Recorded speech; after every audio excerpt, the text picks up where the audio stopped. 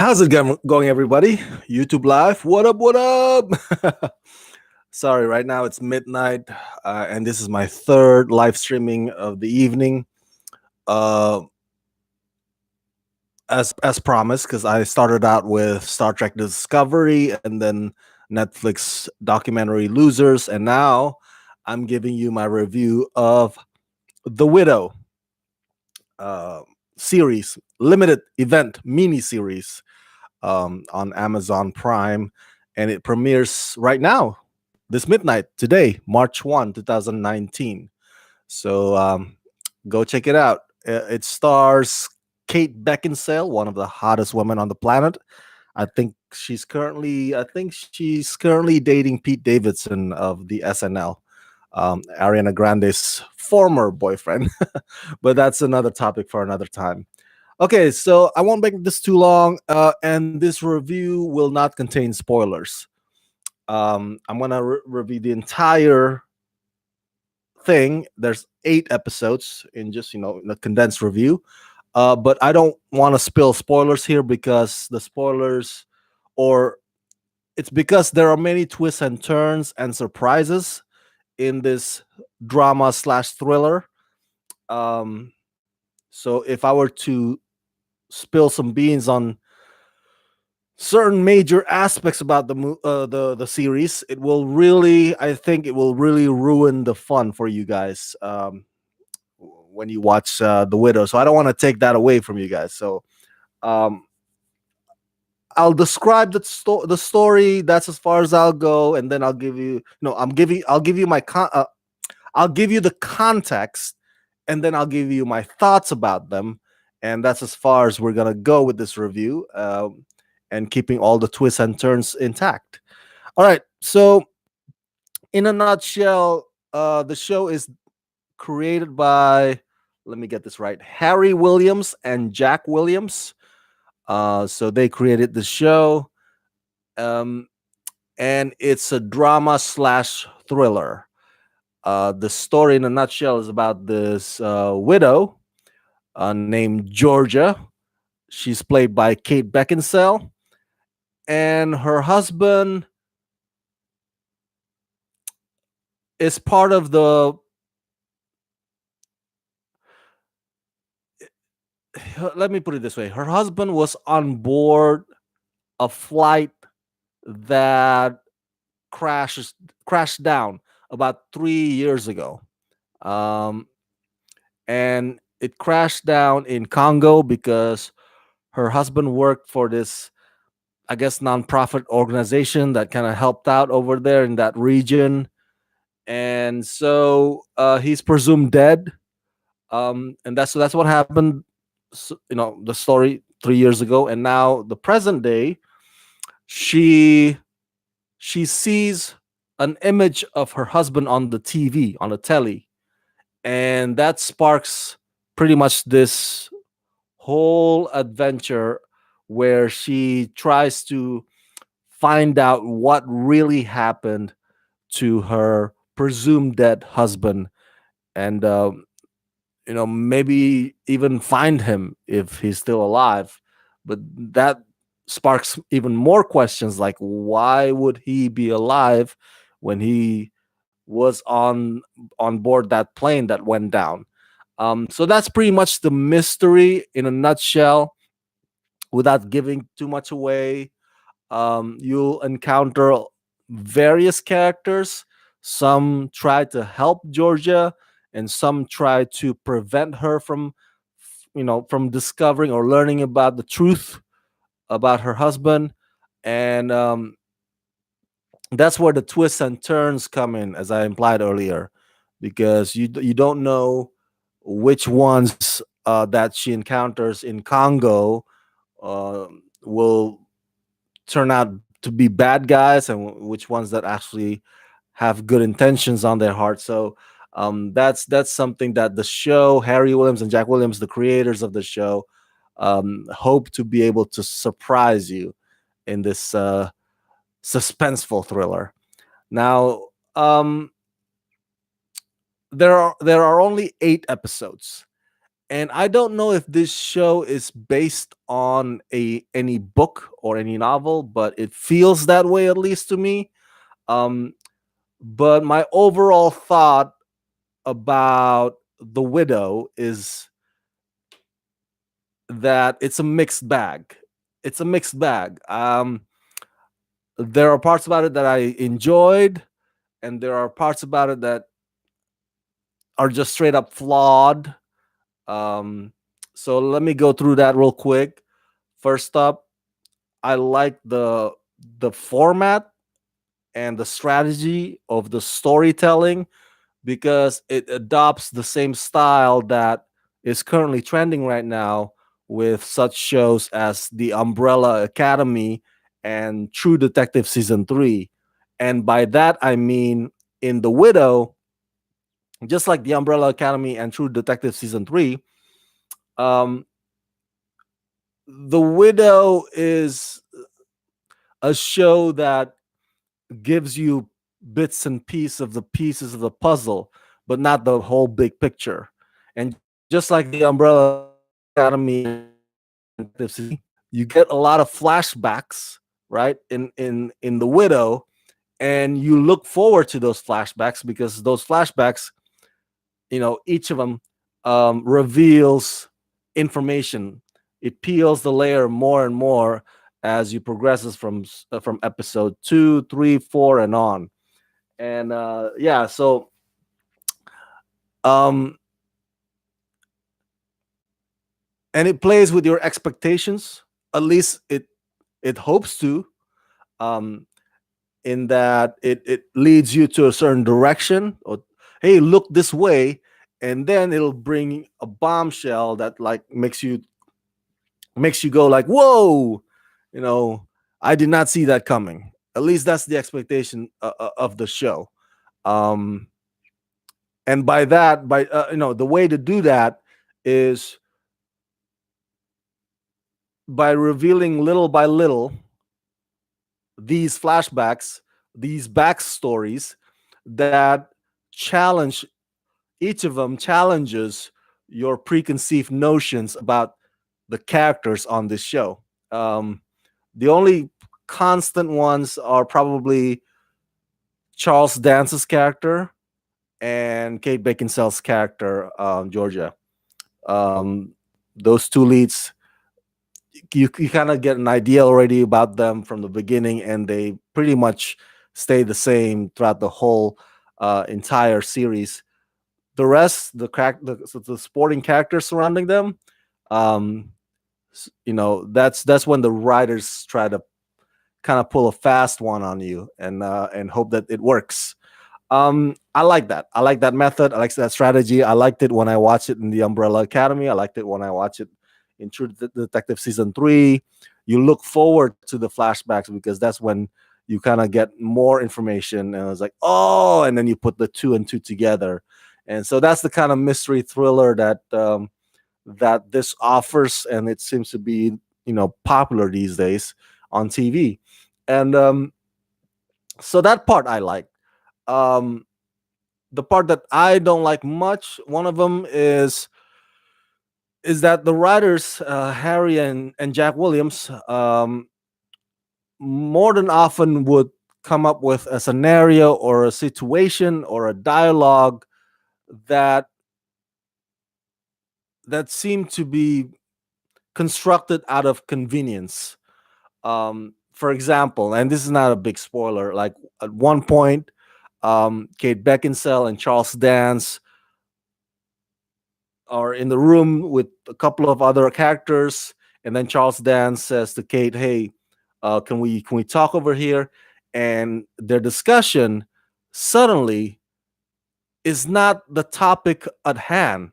All of a sudden, they discuss or they talk about something else with regards to um, Kate's character's past as an army or a former army officer. I was like, so I'm like, whoa, where did that come from? Like, why are they having that debate right now? It seems unwarranted or unearned.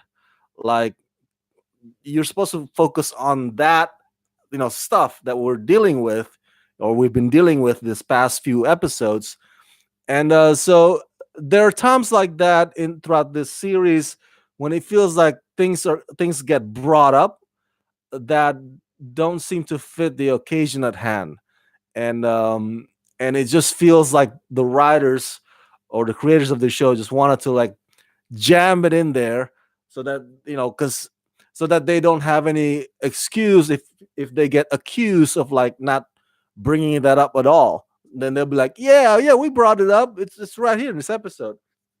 Even though it doesn't fit the context of that episode, or at least the situation at that very moment. Another example is that Charles Dance's character and Kate Beckinsale's character, both of them, as I said, they're the two leads. She's more of the lead than he is, of course, but they become like going from episode 4 and on. Those two become like a tandem, like two detective partners, trying to investigate on their own. And I think Charles Dance's character was former intelligence, and he's wealthy, so he has resources and connections. So the show, or the writing, or the writers, I would say, they would go out of their way to make sure that these two continue to survive through the very end, like to make sure that they don't even get scratched. If they scratch, it'll be like a flesh wound. Um, but everybody else around them can be collateral damage. You never know which one's gonna get picked, which ones that are gonna get to meet their makers. You know what I'm saying? So I find it to be like like at one point, like Charles Dance's character goes out to the hospital to get some medicine, and it ends up with his friend getting killed because he was away for like a few minutes. Excuse me. So it seems very convenient, just like, oh, let's we know that we need to kill off this character, but he's hanging out with Charles Dance, so let's have him go away to pick up some medicine. So instances like that kind of turn me off whenever I feel like um certain moments don't fit the context at hand, or certain moments are built or created or generated just to serve another context that they think should take priority. So they're like, "No, let's create this moment just so that it can be an excuse for that one to happen." I feel like the writing could be more well thought out than that, and unfortunately, it isn't. So that's one of the downsides. But another upsides, I I think that I can think of, is that the show, or the widow, does put an effort in depicting the harrowing, horrible, harsh truth with regards to the condition in some of the countries in Africa, especially the ones that are terrorized by civil wars, or um, Bo- Boko Haram terrorist groups, the ones that actually would raid villages so they can get children and convert them into children soldiers. Um, this show does go above and beyond to rattle your comfort zone or comfort cage. To it depicts it and it's not shy about it. It wants you to know that, hey, the depiction is a representation of what actually happens in some of the countries out there. And so there will be moments and situations and scenes in The Widow that will make you feel a bit or give you some discomfort um uh, if you are easily bothered about by the idea of something like child soldiers. It can get really, really gritty as far as that aspect goes. Um, so yeah, I think that's a good thing. It's a social commentary thing. It brings up like a rude awakening sort of thing. I know that I think a line that sticks with me is one that Joaquin Phoenix says in the movie Hotel Rwanda, when he says something along the lines, and I'm paraphrasing here, like, what did the world outside care anyway? What do they care? They're gonna see this on the news. How horrible things are in Rwanda, and then they're gonna go back to their nice dinner table and have a feast. Um, so I'm not sure what kind of effect the depiction of the brutality in that region in this show. I don't know what kind of effect would that have on you guys, the viewers, but I commend the show to at least not shy away from that. So yeah. Uh, Now, if you ask me, how does Kate Beckinsale do in The Widow? Um, Here's the thing. I love Kate Beckinsale. Don't get me wrong. I think she's one of the most beautiful women on the planet. And she is talented as an actress. The thing is with me, when it comes to facial expressions, in movies live and breathe right here in the frame. And oftentimes, like, I'm reminded when I watch The Widows, I'm reminded of that she doesn't have a lot of range as far as reactions go. Um, when she feels sad or angry or scared, she seems to have that one look, and of course she'll be like crying a lot also in this show. Um, but you can argue, hey Rama, what do you expect, right? It's a suspense mystery, murder mystery thriller, right? So you have to behave stoically, right? She's probably that's her approach. She has to be stoic, right?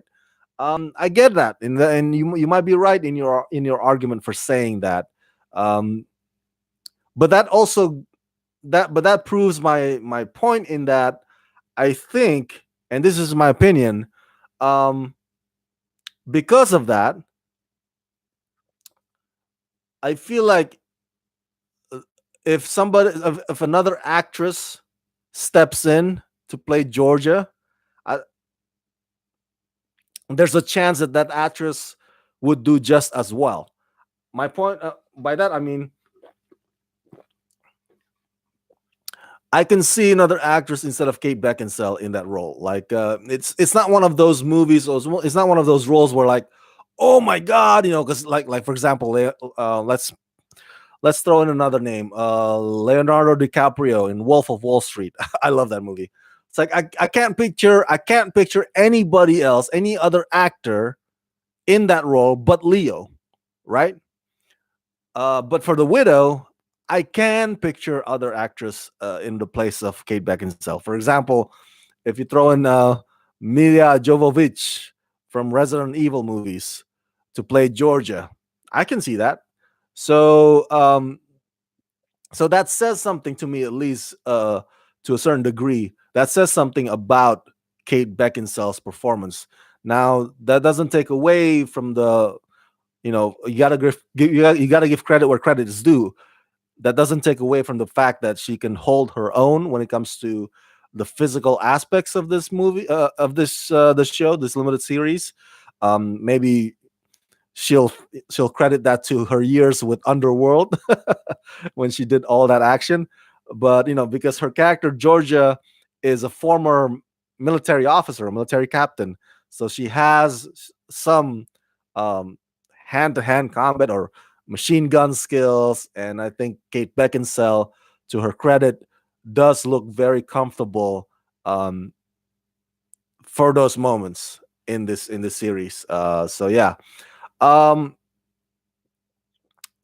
as I'm winding down, I just want to say that I think, as far as mystery goes and the twists and turns, I think that some of you might be able to see some of that reveals coming a mile away.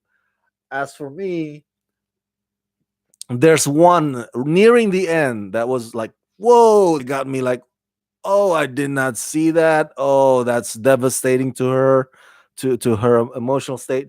I'm not gonna say what that is, but that's probably the only one that I can think of that really floors me or gets me like, whoa. The rest, yeah, it's good. I like the way Harry and Jack Williams, the creators of this show, kind of like play with some of the, kind of like if it's a chessboard, how they move the pieces around, the rook, the pawns in this show. Some of them, they're like, oh, to throw you off the scent a little bit, and I like some of the way they do that. But I think that I think audiences, a majority of you guys will probably find this quite predictable. Um, Gotta give the show some effort, but to to call it or to praise it in a way that, like, oh my god, this murder mystery, nobody can solve it until it's episode 8, and then you'll be like, whoa, so that's what happens. No, I think by episode 6, I want to say that's when you can start figuring out who actually are the bad guys, who are actually the good guys, what's their motivation. And even though we don't get to see the big picture till episode 8, I think by episode 6 you can at least get a sense of it. Yeah, I it's a fun, entertaining murder mystery drama.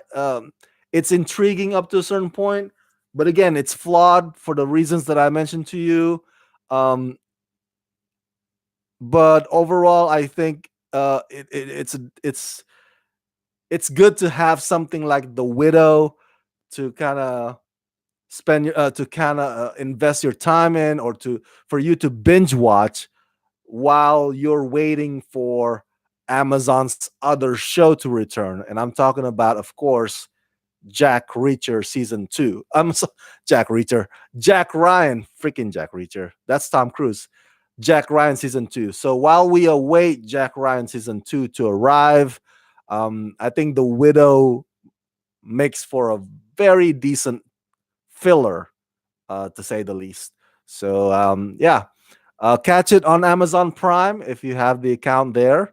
I think they bust out. Yeah, they dropped the whole entire 8 episodes. So thank you, Amazon, for granting me the screeners. And then after you've watched the whole 8 episodes, you guys come back and let me know your thoughts about it.